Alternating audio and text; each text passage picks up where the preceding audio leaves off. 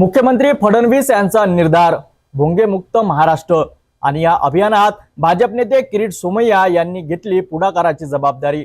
नांदेड दौऱ्यावर आलेल्या सोमय्यांनी दिली मोठी माहिती। मुंबई 40% भोंगेमुक्त झाली असून पुढील महिन्यात संपूर्ण शहर होणार भोंगेमुक्त। त्याचबरोबर अर्धापूरच्या बनावट जन्म प्रमाणपत्र प्रकरणावरही त्यांनी केले मोठे विधान।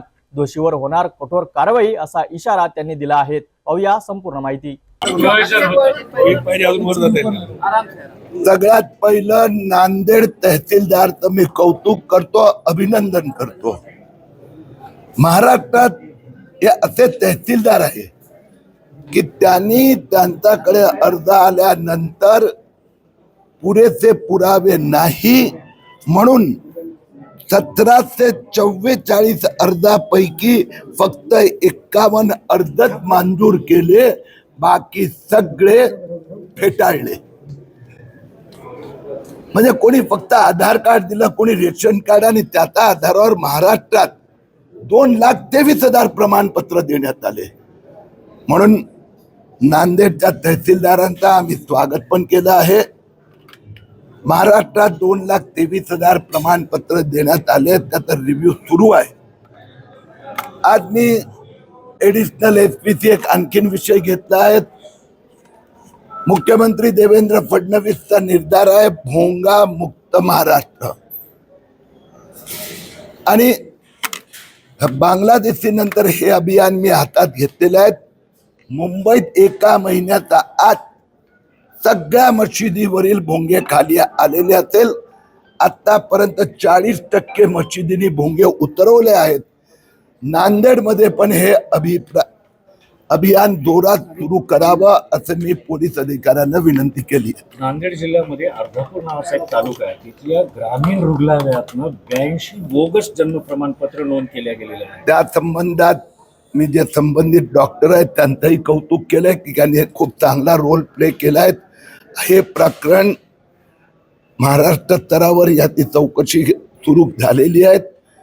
पोर्टल सी तिथल्या कर्मचाऱ्यांनी जे छेडछाड केले आहेत या सगळ्यांवर गुन्हे दाखल होणार, पण फक्त असंच नव्हे, आणखीन ठिकाणी पण काही झालं असेल तर त्यातही तपास केली जाणार।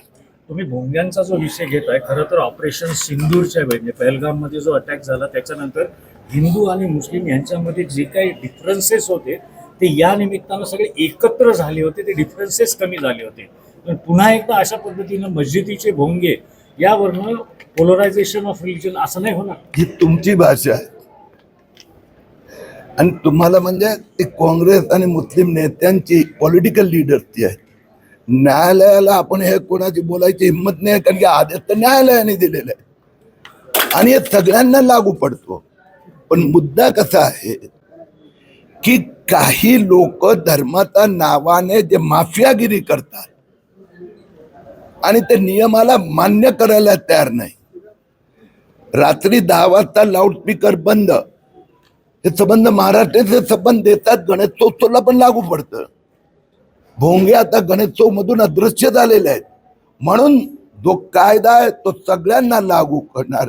माझा वस्तीत किरीट सोमय्याला धमकी दिलीच होती ना, तू यहाँ आके दिखा तर घर में आके मारेंगे, तर त्यांनी फरक पडत नाही। मुंबई महापालिकेच्या निवडणुका आल्या जवळ, न्यायालयाने आता आदेश दिले राज्य सरकारला 4 महिन्यात घ्याव्या निवडणुका। भोंगेमुक्त महाराष्ट्राची दिशा आणि बनावट कागदपत्रावर सरकारचा दणका। भाजप नेते किरीट सोमय्या यांच्या नांदेड दौऱ्यात हे दोन्ही मुद्दे ठळकपणे पुढे आले।